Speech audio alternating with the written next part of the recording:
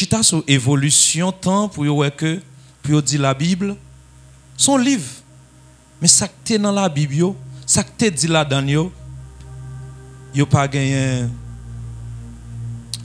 aucune valeur maintenant. Et gagné un professeur d'université qui c'est Gérard Larue. Monsieur dit comme ça que la Bible ou du moins les opinions que la Bible a émettent, sa auteur de la Bible a dit, yo seulement reflété idée, yo seulement reflété croyance, yo seulement reflété concept qui était en vogue dans l'époque pa yo. Maintenant, tout ça qui était dans l'époque que la Bible t'a écrit, qu'on y a yo gen limite yo. Et auteur contemporain yo dit que l'engard de la Bible, est-ce que la Bible t'a déjà parlé de gagner yon bagay que les nouvelles technologies, téléphone pour me tout ça yo, quand la Bible te joine ça yo. Ça pousse pour nous aller plus loin pour nous comme chrétiens pour nous dire mais qui ça la Bible est même. Et pour nous parler de inhérence de la Bible, il y a deux thèmes importants que capable pas toucher qui c'est la révélation divine et l'inspiration divine.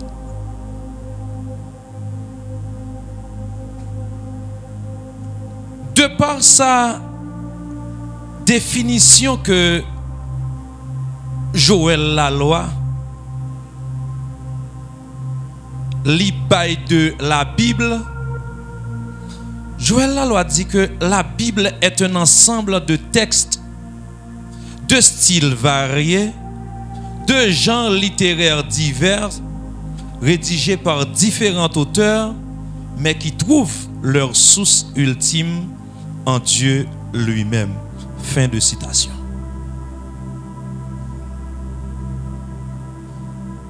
À travers la Bible, Dieu s'est révélé lui-même. D'où la révélation de Dieu à travers la Bible. Dieu révèle les volontés, bon Dieu révèle les caractéristiques, bon Dieu révèle les œuvres à travers la Bible.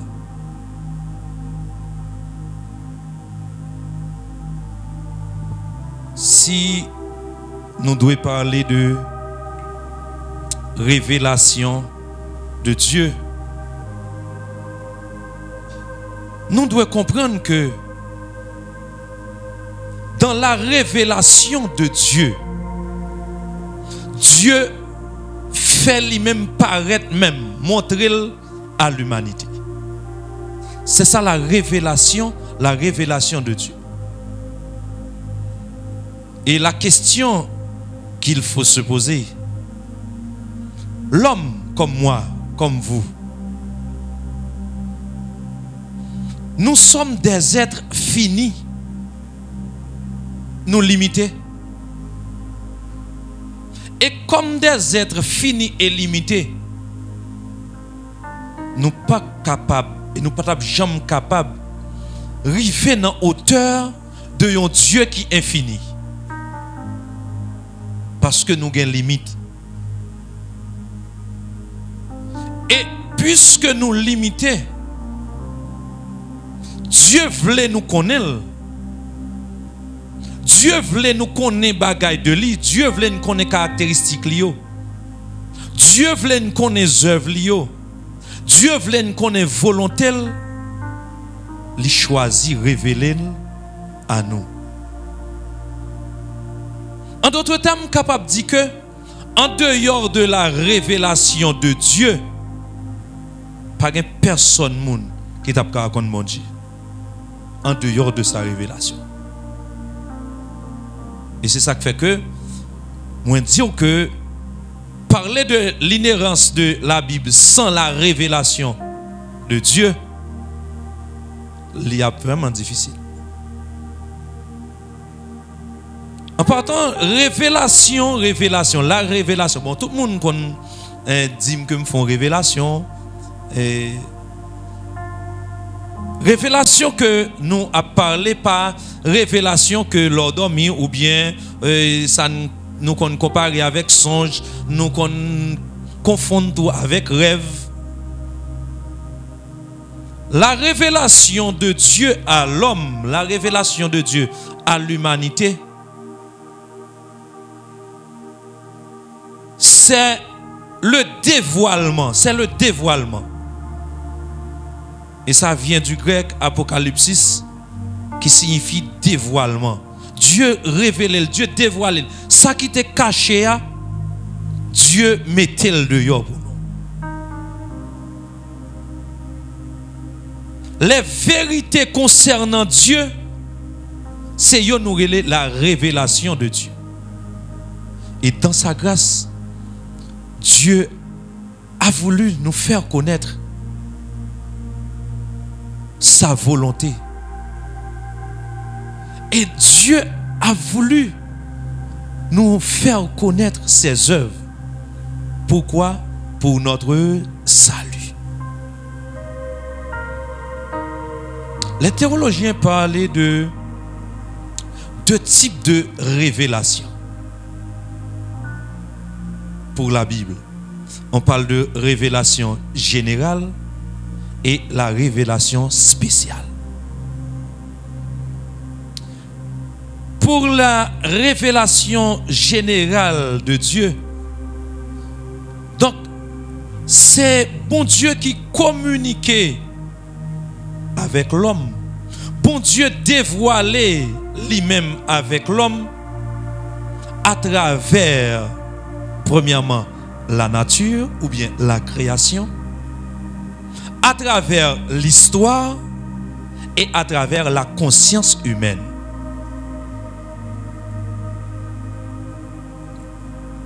Dieu communiquait avec tout le monde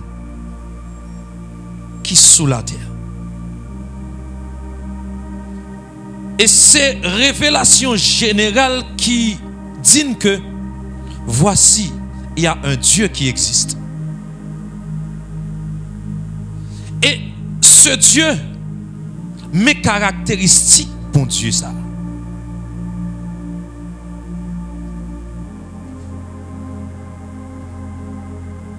Dans Psaume 19, verset 1er à 6,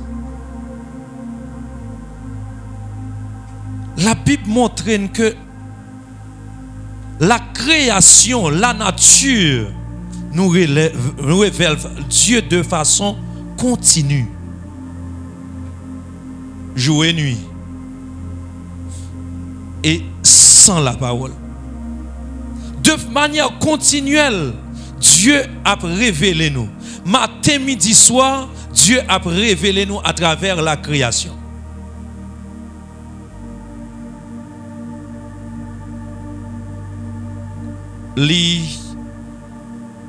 Nettement impossible pour garder keyboard ça et pour pas dire mais il y a des gens qui fait keyboard là. Keyboard là pas qu'à exister de par lui-même. Et chaque fois que nous gardons la nature, chaque fois que nous gardons création, création dit nous gon créateur. Création pas existé de par lui-même. Création pas seulement arrêté et puis le fait gon créateur. Et c'est à cause de ça, oui, de la création de la nature qui fait que dans Romains chapitre 1er, verset 18 à 21, apôtre Paul dit l'homme, les hommes seront inexcusables devant Dieu. Pas que moun kap bay bon Dieu excuse pour dire bon Dieu pas de kon qui est souillé parce que la nature lui révèle qui est bon Dieu. Et à travers l'histoire, la providence de Dieu s'est révélée à travers l'histoire. Et ce fameux texte dans Acte 17, verset 24 à 28. Apôtre Paul exposait la providence, l'existence de Dieu à travers sa monsieur yo même yo a fait.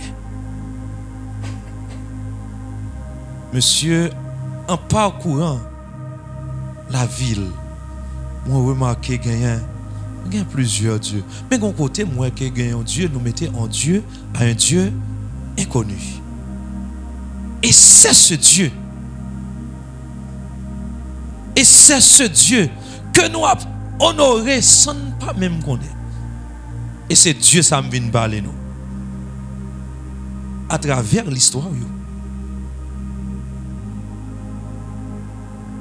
Qui est-ce qui a dit par contre mon Dieu à travers l'histoire? Ou qu'a choisi pour dire que je ne peux pas quoi là-dedans? Ou qu'a fait un choix? Mais l'histoire même révélait l'existence de Dieu. Et la conscience humaine, ça me maintenant mon Dieu, libre nous toutes, quel que soit mon âme, bonne conscience. Les bonnes conscience. Gon bagay en dedans moi même avec vous. Qui parle avec nous. Et au compte ça qui doit là dans le même le nèg la prend pause athée. Soi-disant athée.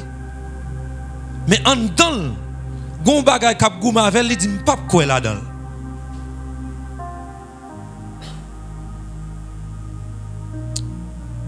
Moi regardez un film qui c'est Dieu n'est pas mort.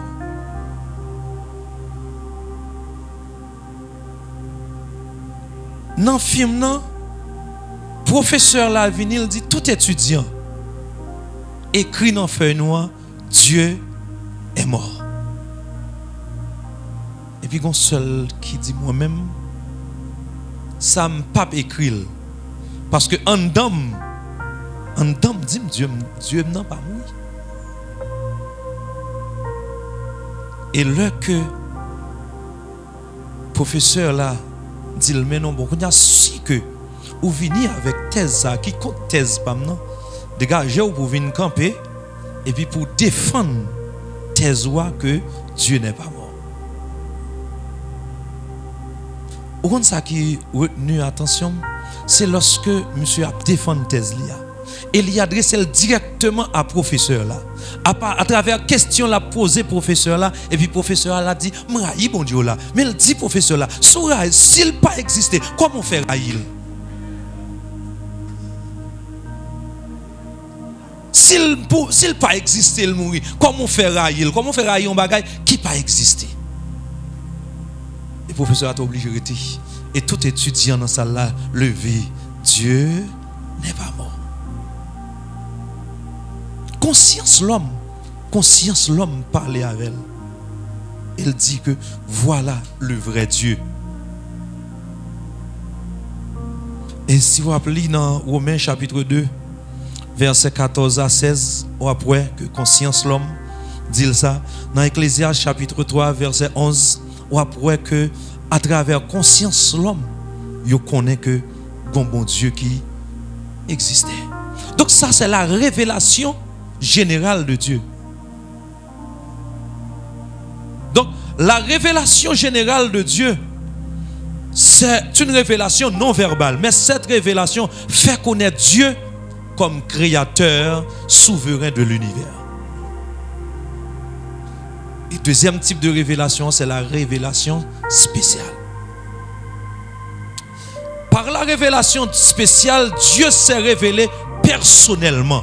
Dieu s'est révélé personnellement par la révélation spéciale. Et le fait que Dieu s'est révélé personnellement par la révélation spéciale, Dieu s'est révélé par deux moyens. Par sa parole vivante et par sa parole écrite. Par la révélation spéciale, Dieu s'est révélé par maintenant sa parole vivante qui est Jésus-Christ. Jean 1er, verset 14 à 18, montre que Dieu révélé par la révélation spéciale, par chaque monde de manière personnelle, par Jésus-Christ. Et dans Jean 14, verset 6 là à 9, Jésus-Christ même dit, je suis le chemin, la vérité et la vie. Nul ne vient au Père que par moi. C'est la révélation spéciale de Dieu à travers Jésus-Christ. C'est la parole vivante de Dieu. Et l'autre moyen de révélation spéciale de Dieu, c'est la parole écrite qui c'est la Bible. La Bible. Fameux texte que nous devons parler de Timothée 3, verset 15 à 17, pas vrai? Donc ça, montre effectivement Dieu s'est révélé à travers sa parole. Donc la révélation spéciale de Dieu est verbale et écrite. Verbale, c'est à travers Jésus-Christ. Et écrite, c'est à travers la Bible. Si la révélation générale fait connaître Dieu comme créateur et comme souverain créateur de l'univers, la révélation spéciale fait connaître Dieu comme sauveur et Seigneur.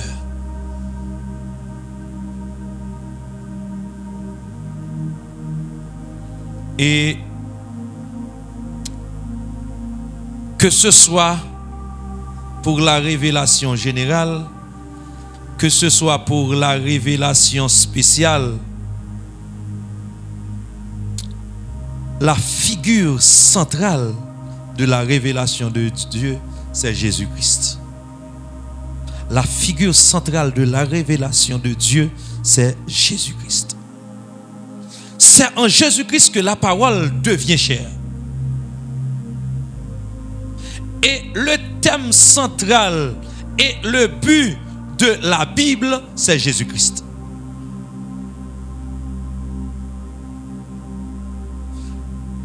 Quel que soit le message dans la Bible, de Genèse jusqu'à Apocalypse, thème central, la but, tout message, c'est Jésus-Christ.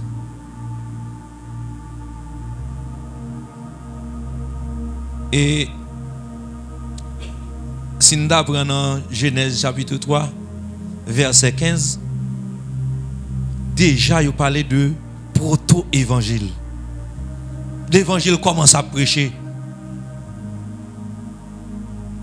Je mettrai inimitié entre toi et la femme, entre sa postérité et ta postérité. Celle-ci t'écrasera. Et tu lui... Ah ouais, prophétie, oui. Et à travers la Bible, Satan jouait pieds et mains. Où est-ce que dit dans Genèse chapitre 3, verset 15 là, pour ne pas jamais accompli. Pour ça, pas jamais arrivé. Heureusement, ça que bon Dieu dit, pas rien qu'à empêcher l'accompli. Et c'est ça qui fait que ça l'a accompli, l'a pas accompli. Donc c'est ça la révélation de Dieu. Dieu s'est révélé lui-même à travers la nature, à travers l'histoire, à travers la conscience humaine. Ça c'est la révélation générale. Et Dieu s'est révélé à travers sa parole vivante et à travers sa parole écrite qui est la révélation spéciale. Moi dire que faut moins effleurer la révélation divine et l'inspiration. Maintenant, c'est quoi l'inspiration de la Bible? Et là, nous obligés dans le texte, dans 2 Timothée chapitre 3, verset 16. Toute écriture est inspirée. Inspirée de Dieu. Le mot inspiration vient du grec théopneustos, qui signifie insuffler de Dieu.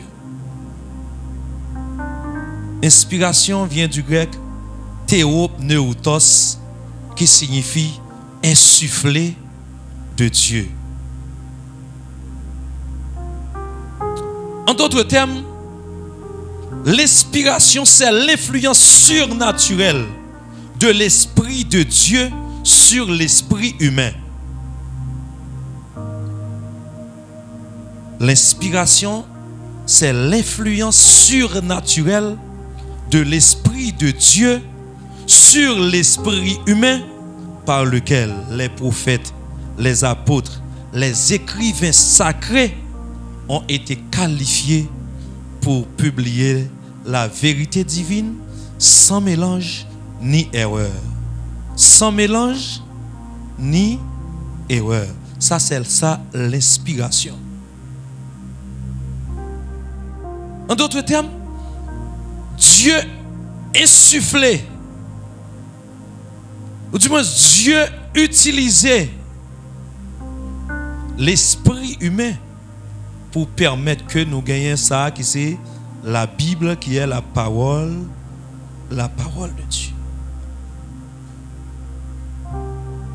Mayor Pilman se définit l'inspiration pour le dire que l'inspiration c'est Dieu parlant à l'homme, par l'homme, comme l'homme et pour l'homme. Je reprends. Mayor Pilman, pendant que je défini l'inspiration de Dieu, je dis que l'inspiration de Dieu, c'est Dieu parlant à l'homme, par l'homme, comme l'homme et pour l'homme. Nous comprenons ça? Dieu parlant à l'homme, par l'homme, comme l'homme et pour l'homme. C'est la définition de l'inspiration selon Mayor Pilman. C'est-à-dire que Dieu a parlé à qui est-ce? À l'homme. Qui est-ce qui peut utiliser? L'homme. Maintenant, tant que qui est-ce qui parle? L'homme. Pour qui est-ce qui a parlé? Pour l'homme. Ça, c'est l'inspiration de Dieu. En d'autres termes, dans l'inspiration, nous sommes capables de voir que c'est une action que Dieu a exercée, côté que Dieu a exercé, contrôle les sous-pensées, moun que choisit pour rédiger sa parole, les livres de la Bible, les livres de la Bible.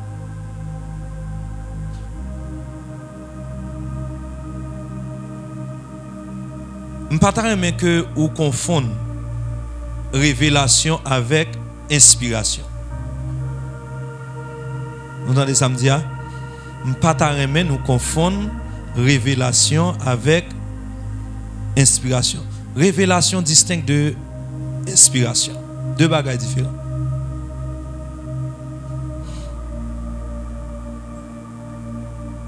Révélation,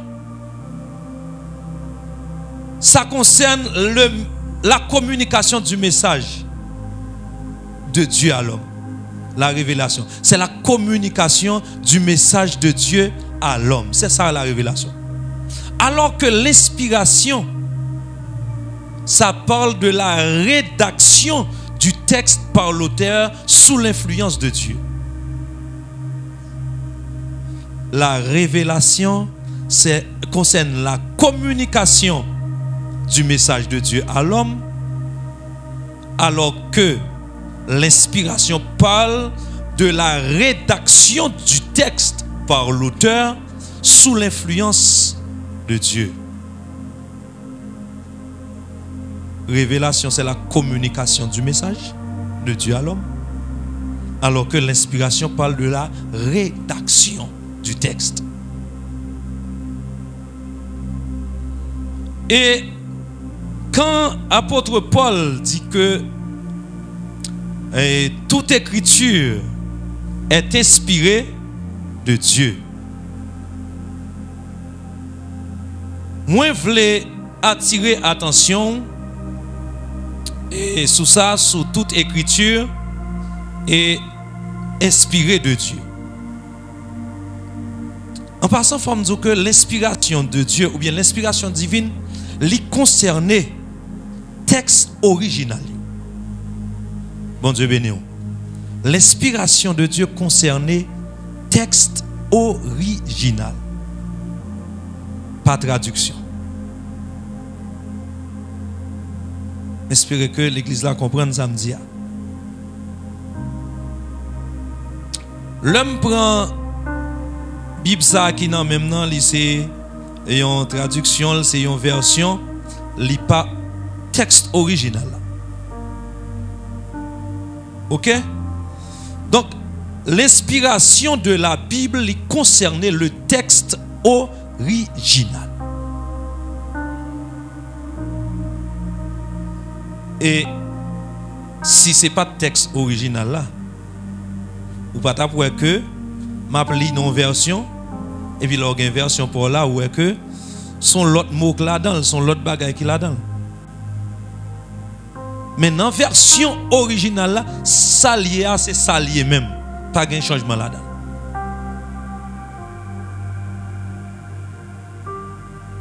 Toute écriture est inspirée de Dieu. Il y a deux textes à travers la Bible qui prouvaient évidence de l'inspiration. Évidence de l'inspiration. Il y a un texte, mais il y a deux textes de base, de Timothée chapitre 3 verset 16 là, et puis de Pierre 1er verset 20 et 21.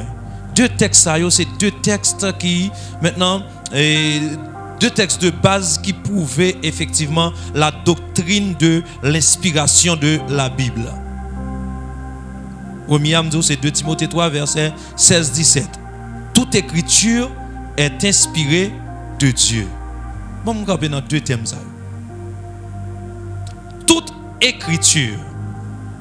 Là, ça a un problème. Les détracteurs de l'évangile, les détracteurs de la Bible, ils disent que ils parlent de toute écriture à travers la Bible. Et je vais montrer que problème yo gagné. Ils disent que toute écriture là, livre dit tout texte moun écrit, quel que soit moun qui écrit texte. Li inspiré de Dieu. Mais non le pas ça. Et m'a tout dit ou sous ta contré avec un monde qui dit pas quoi dans la Bible et puis il bon ça comme argument tout est, mais la Bible dit toute écriture est inspirée de Dieu et puis il dit toute écriture ça me croit que c'est tout ça mon écrit et puis poser la question moi on croit pas quoi dans la Bible pour qui soit quoi toute écriture là c'est tout ça mon écrit bon pas quoi là dans le pas doit quoi rien du tout.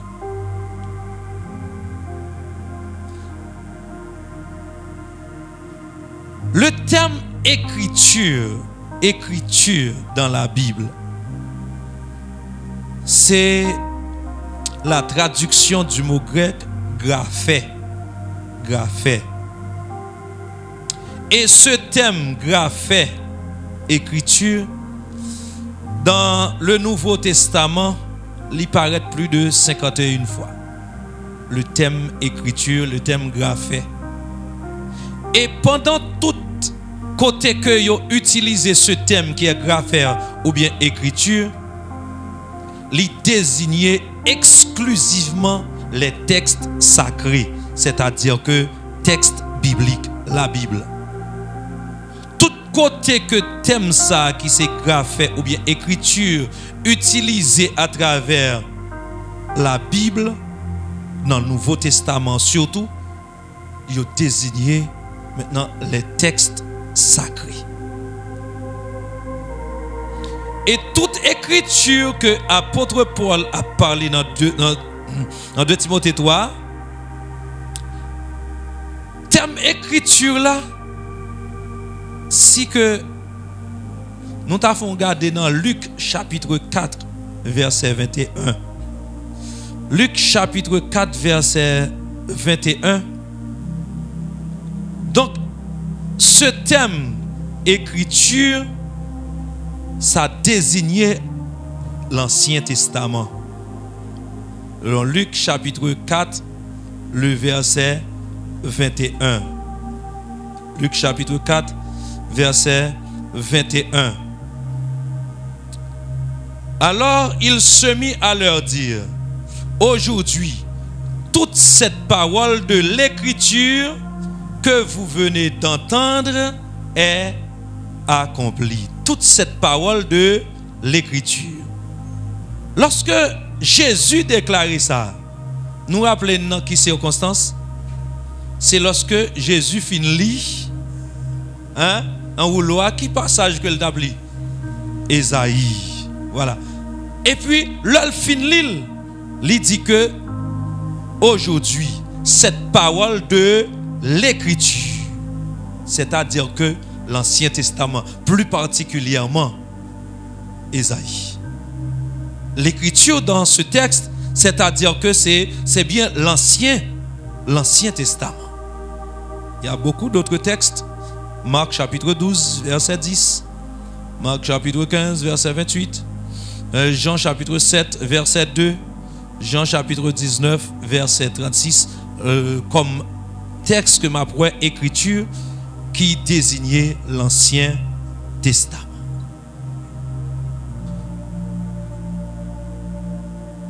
Il y a d'autres textes dans l'écriture, dans la Bible, lorsque moi écriture qui pas désigné l'Ancien Testament, mais plutôt le Nouveau Testament. 1 Timothée 5, verset 18. Je me rappelle que 1 Timothée 5, verset 18, il cite deux textes, un dans l'Ancien Testament et un dans le Nouveau Testament. 1 Timothée chapitre 5, le verset 18. On dit que il cite deux textes. Premier texte que il cité dans l'Ancien Testament, c'est Deutéronome 25, verset 4. Et dans le Nouveau Testament, c'est Luc 10, verset 7. 1 Timothée chapitre 5, le verset 18. Car l'écriture dit, tu n'en muselleras pas le bœuf qui foule le grain, et l'ouvrier mérite son salaire. L'écriture dit. On va dire que c'est deux textes qui cités. Deutéronome 25, verset 4 et Luc 10, verset 7. Le thème écriture, toute écriture est inspirée de Dieu. Le thème écriture, dans le contexte de la doctrine de l'inspiration divine, désigne exclusivement les livres de la Bible. Le thème écriture, dans le contexte de la doctrine de l'inspiration divine, désigne exclusivement les livres de la Bible.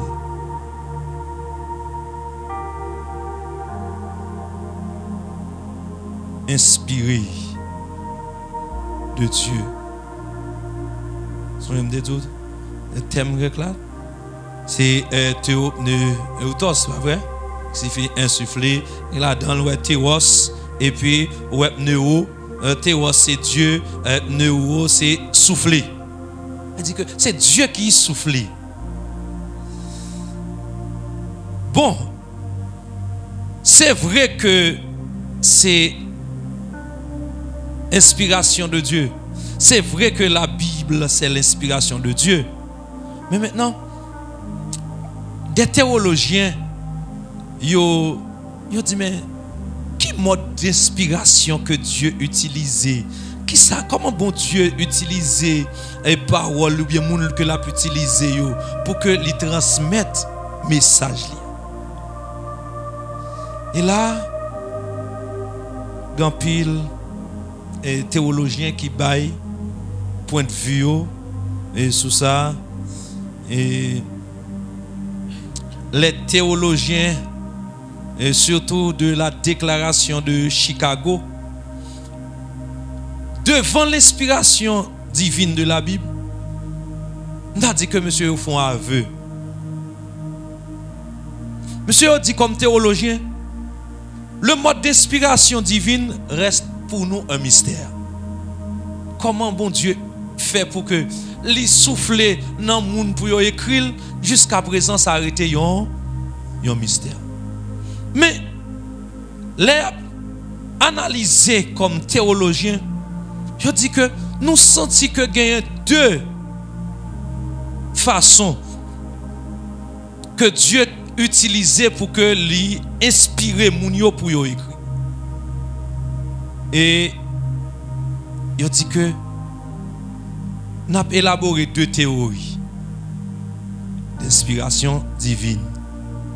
Il dit que il y aurait la théorie de la dictée mécanique. Théorie de la dictée mécanique. Pour théologien ça yo, monsieur dit que auteur ou bien monde qui écrit la Bible yo, tout auteur qui écrit les 66 livres que nous gagnons, monsieur dit, selon théorie de la dictée mécanique, monsieur dit, les auteurs n'étaient que des récepteurs passifs encore. Ce sont des récepteurs et puis qui transmettent ça seulement, yo tandi. Ça veut dire qui ça? C'est dicté, bon Dieu dicté yo.